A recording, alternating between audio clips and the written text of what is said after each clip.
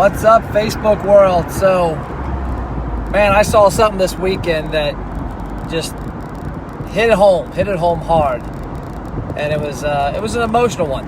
So I'll tell you the backstory, then we'll get into what I'm talking about. So, this past Saturday, my son had a football game, in which he played probably 90% of the snaps. The coaches did an amazing job. One, platooning all the players and making sure everybody was fresh, which showed why they beat everybody. But two, he started on defense, got a lot of playing time on offense.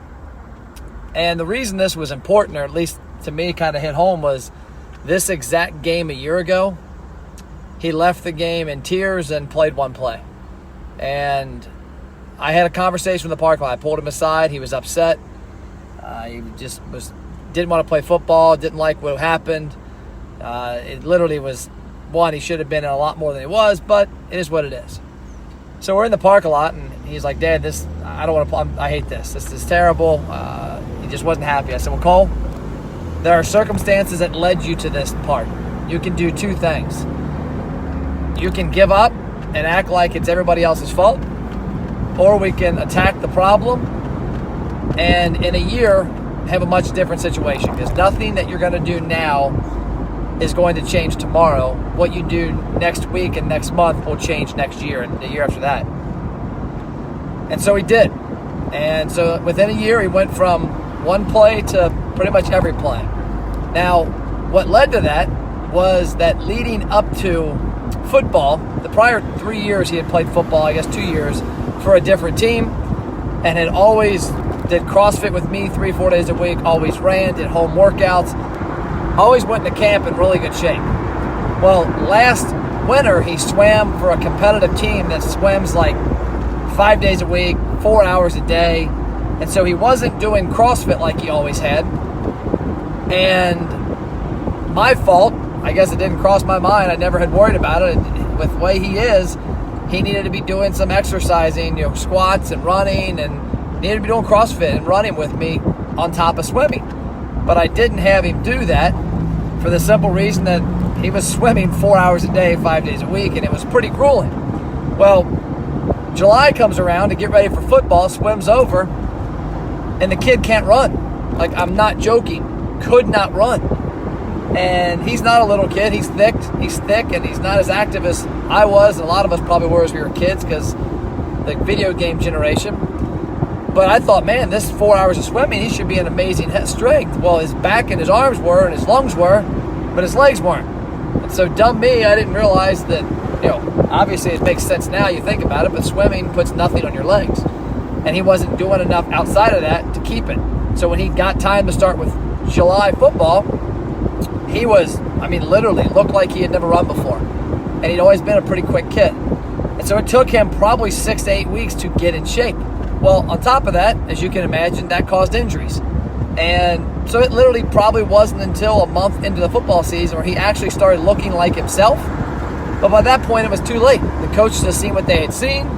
People had passed him up. And he wasn't on the depth chart. He wasn't playing. Didn't get any playing time hardly last season. It was tough to watch as a parent, because I know how good he is, and I'm not blind to think he's better at everybody. And there's positions he's good at, positions he's bad at. Like right now, the kid that is starting at center for their team is a better center than him. He's a heck of a lot better snapper. Cole's a bigger kid, a bigger blocker, but that kid's way more consistent at center. I can accept that.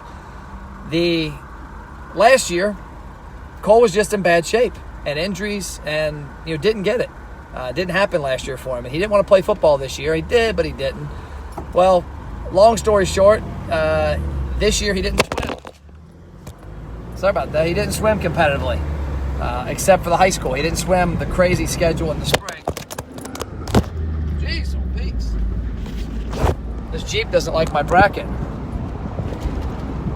There we go. And he didn't swim competitively in the spring. He worked out. Worked out with the football team on conditioning. Worked out with the football team on his conditioning. Did CrossFit, ran with me. He went into camp in awesome shape, without injuries, without all the issues he had last year, and he made an impact, and it changed what he played this year. So I say that from a business standpoint, that a lot of times as businesses, we think about tomorrow's sales. We think about getting new clients tomorrow. We think about people walking in our restaurant tomorrow, walking in our business to buy a camper tomorrow, walking in to buy a car, to buy a copier.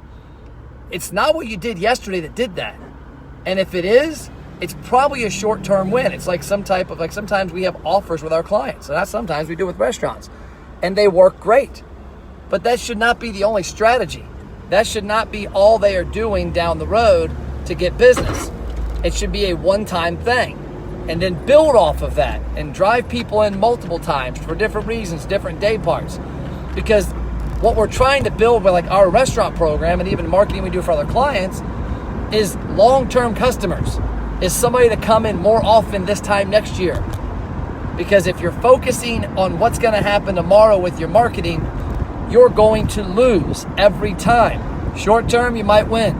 Those short-term gains aren't what makes a long-term winner. It's the same thing in the weight loss world. Anybody that loses more than 2 to 4% of their body weight short-term, so you lose, let's say you're 200 pounds, you lose 20 pounds in 4 weeks, man, that's probably not going to lead to long-term success. You know, you did something short-term, but you probably didn't set your body up correctly to withstand that and do it long-term. So think about that from a business standpoint. Is the marketing that you're doing, are the business practices that you have setting you up for success in a year or in 2 years? Or are you constantly focused on what you can do tomorrow? Because I can tell you, there's nothing Cole could have did this time last year that would have gotten him in the game more than next week. It was done. The ship had sailed. They saw what they saw. They didn't like what they saw. He wasn't in good shape. He was injured. You know what? It's time to just put the work in, put your head down, do as best as you can, and then change minds the next year. And he did. So hopefully he keeps doing that. Hopefully you start looking at your marketing and your business this way, because too many companies are focused on the bullseye. Who's buying right now? Yeah, that's okay to get them. But if you haven't done the work to already get their attention before they're buying, then all they're doing is price shopping you. And all you've got is a short-term win. That's all I got. I'll see you around.